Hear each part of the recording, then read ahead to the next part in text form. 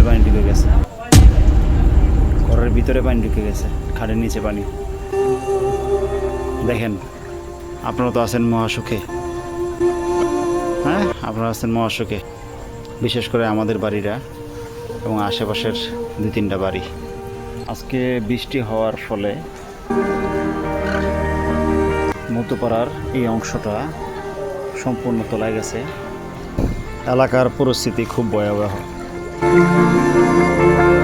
সন্ধ্যার কিছু আগ থেকেই মুষলধারে বৃষ্টি, খুবই খারাপ অবস্থা।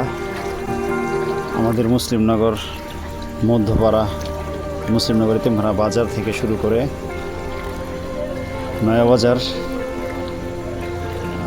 তারপর ওদিক দিয়া বক্তবলী রোডের যে নরসিংপুরের যে রাস্তা, খুব ভয়াবহ অবস্থা।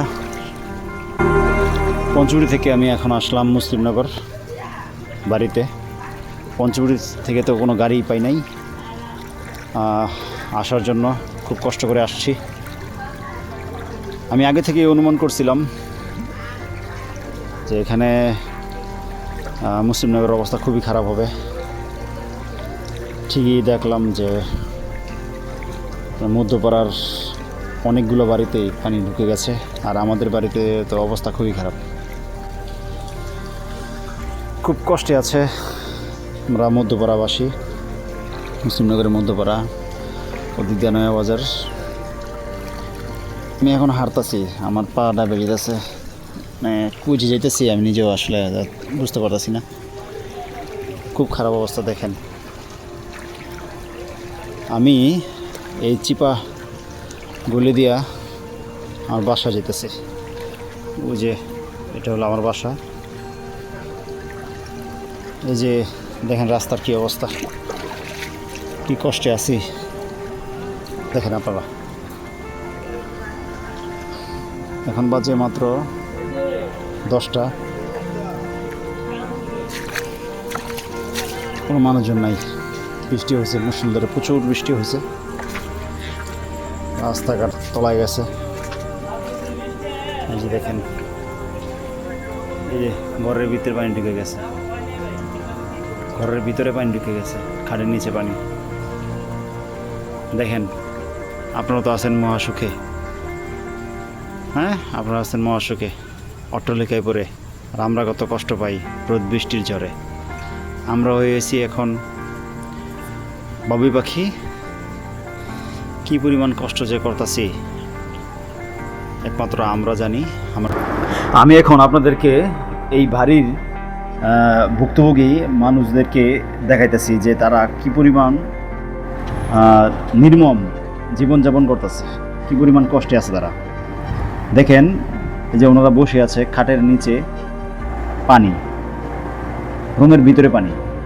বাড়ির ভিতরে যদি, রুমের ভিতরে যদি পানি ঢুকে, তখন কি পরিমাণ কষ্ট একমাত্র ওই ফ্যামিলিটাই বুঝে, যে ফ্যামিলিটা এই পানির দ্বারা আক্রান্ত। মানে এটা কিন্তু বন্যার পানি না, বৃষ্টি। এবং অত্র মুসলিমনগর এলাকার যতটা বাড়ি আছে, প্রতিটা ম্যাক্সিমাম বাড়ির ড্রেনের পানি এই বৃষ্টির পানির হয়ে এখানে আসে। আর মধ্যপাড়াটা হচ্ছে একটু নিচু এলাকা, অত্র মুসলিমনগর এলাকার পানি এই জায়গাটার মধ্যে আসে। এই বাড়ির মানুষজন প্রতিটা বছর খুব কষ্টে থাকে। আমরা এই বাড়ির সদস্য, আমাদের বাসা, আমরা খুব খুব খুব কষ্টে আছি, খুব মানে খারাপ অবস্থায় আছি। এখন তো জনপ্রতিনিধি নাই, আমরা জনপ্রতিনিধিকে ভোট দিয়ে পাশ করাইছি, তারা তো এখন কোনো খোঁজখবর নেয় না।